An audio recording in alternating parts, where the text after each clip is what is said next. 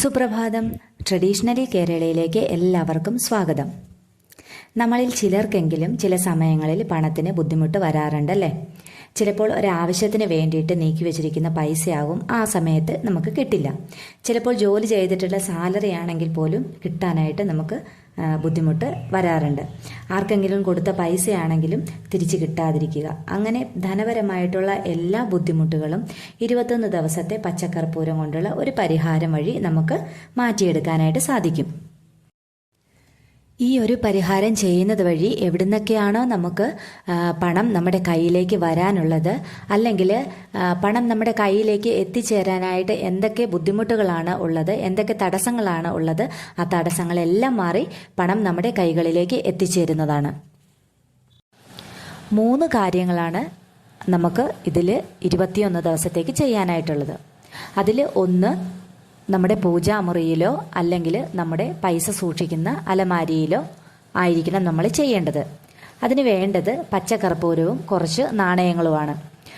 5 രൂപയുടെ നാണയങ്ങളോ 10 രൂപയുടെ നാണയങ്ങളോ 1 രൂപയുടെ നാണയങ്ങളോ ആണ് നമുക്ക് വേണ്ടത്. 1 രൂപയുടെ നാണയങ്ങളാണ് എടുക്കണമെങ്കിൽ കുറച്ച് 1 രൂപയുടെ നാണയങ്ങൾ തന്നെ എടുക്കണം. 5 രൂപയുടെ നാണയങ്ങളാണെങ്കിൽ 5 രൂപയുടെ മാത്രം നാണയങ്ങൾ എടുക്കണം. അത് നന്നായിട്ട് വൃത്തിയായിട്ട് കഴുകി തുടച്ചിട്ട് ഒരു തട്ടത്തിലോ ഒരു ഗ്ലാസിൻ്റെ ബൗളിലോ നമുക്ക് എടുക്കാം. ഇവിടെ ഞാൻ എടുത്തിരിക്കുന്നത് ഞാൻ പൂജയ്ക്കായിട്ട് മാത്രം മാറ്റി വെച്ചിരിക്കുന്ന നാണയങ്ങളാണ്. ഇതിൽ 1 രൂപ കോയിനും ഉണ്ട്, 5 രൂപ കോയിനും ഉണ്ട്.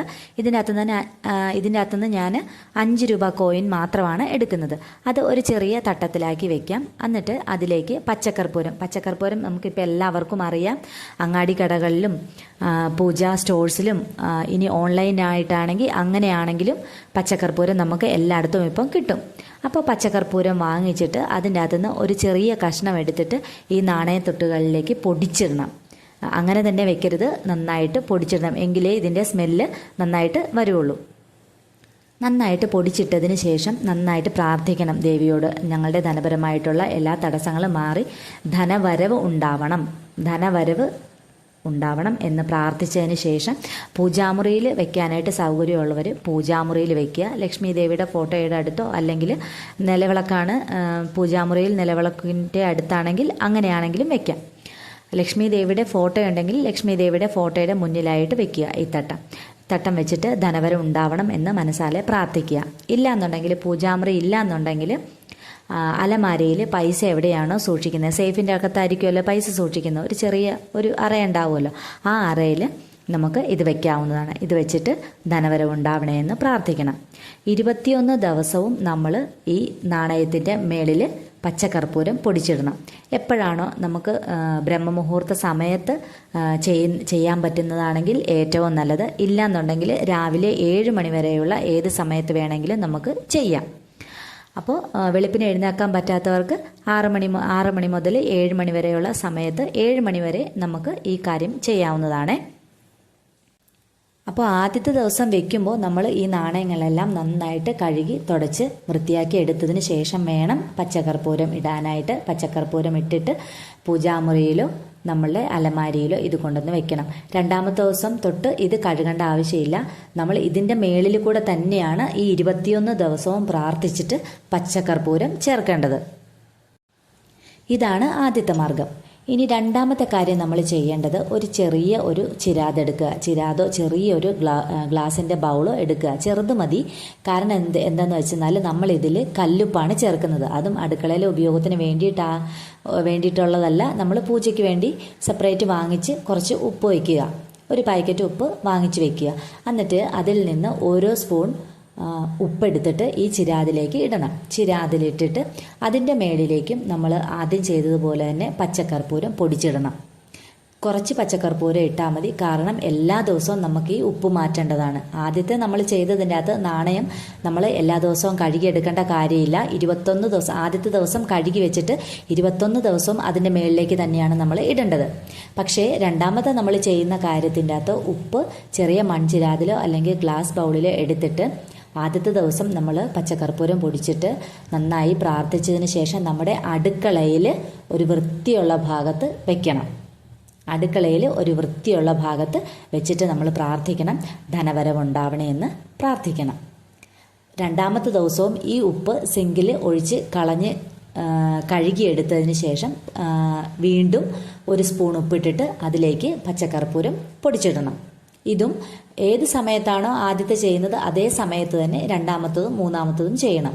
ഇപ്പോൾ ബ്രഹ്മമുഹൂർത്ത സമയത്താണ് നിങ്ങൾക്ക് ചെയ്യാനായിട്ട് സൗകര്യം കിട്ടുന്നതെങ്കിൽ ബ്രഹ്മമുഹൂർത്ത സമയത്ത് ചെയ്യാം, അല്ലെങ്കിൽ രാവിലെ 7 മണി വരെ ഉള്ള ഏത് സമയത്ത് വേണമെങ്കിലും നമുക്കിത് ചെയ്യാം. അടുത്തതായിട്ട് നമ്മൾ ചെയ്യുന്നത് കുറച്ച് മഞ്ഞൾപ്പൊടിയിൽ പനിനീരും ഇട്ട് കുഴച്ചതിന് ശേഷം, ഒത്തിരി വെള്ളം പോലെ ആകരുത്, ഇത്തിരി കട്ടിയിൽ തന്നെ കുഴച്ചെടുക്കണം കേട്ടോ. കുഴച്ചെടുത്തിട്ട് അതിലേക്ക് കുറച്ച് പച്ചക്കർപ്പൂരം പൊടിച്ച് ചേർത്തതിന് ശേഷം നമ്മുടെ വാതൽക്കല്ലെ പടിയുണ്ടല്ലോ, അതായത് കട്ടളപ്പടിയുടെ മേലിലെ ഭാഗം നന്നായിട്ട് തുടച്ചതിന് ശേഷം അവിടെ ഒരു പൊട്ടായിട്ട് തൊടണം. പൊട്ട് തൊട്ടതിന് ശേഷം കൂട്ടത്തിൽ കുറച്ച് കുങ്കുമം വയ്ക്കണമെങ്കിൽ കുങ്കുമം കൂടെ വയ്ക്കാം. ഇതും നമ്മൾ 21 ദിവസം തുടച്ചിട്ട് 21 ദിവസവും നമ്മൾ ഇതേപോലെ തന്നെ ചെയ്യണം. ആദ്യത്തെ ദിവസം നമ്മൾ മഞ്ഞളും പനിനീരും പച്ചക്കർപ്പൂരവും കുഴച്ചിട്ട് പൊട്ട് തൊടിയിച്ചു. രണ്ടാമത്തെ ദിവസം അത് മായ്ച്ചിട്ട് വീണ്ടും മഞ്ഞളും പച്ചക്കർപ്പൂരവും പനിനീരവും കൂടെ കുഴച്ചിട്ട് വീണ്ടും രണ്ടാമത്തെ ദിവസവും പൊട്ട് തൊടണം. അങ്ങനെ 21 ദിവസവും നമ്മൾ കണ്ടിന്യൂസ് ആയിട്ട് ചെയ്യണം.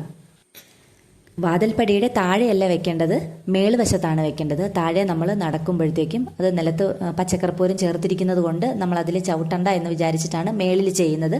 അപ്പോൾ മേളിൽ ചെയ്യുമ്പോഴത്തേക്കും നമ്മൾ അതിനെ കവച്ച് കിടക്കുകയോ അല്ല അതിൽ ചവിട്ടുകയോ ഒന്നും ചെയ്യത്തില്ല. അതുകൊണ്ടാണ് മേളിൽ പൊട്ട് തൊടാനായിട്ട് പറഞ്ഞിരിക്കുന്നത് കേട്ടോ.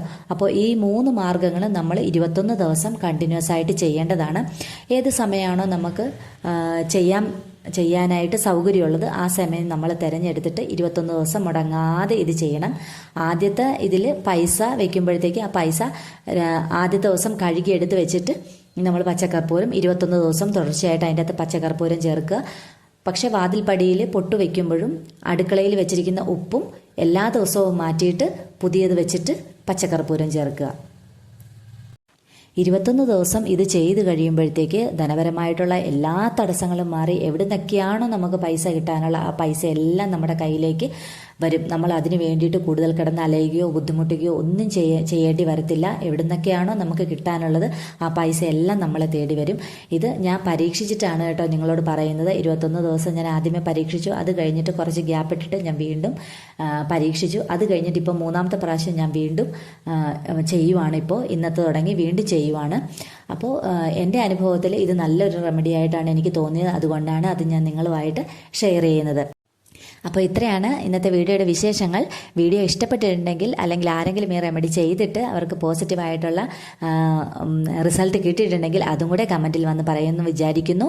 വീഡിയോ ഇഷ്ടപ്പെട്ടിട്ടുണ്ടെങ്കിൽ ലൈക്ക് ചെയ്യാനും ചാനൽ സബ്സ്ക്രൈബ് ചെയ്യാനും മറന്നു പോകരുത്. എല്ലാവർക്കും ശുഭദിനം. നന്ദി.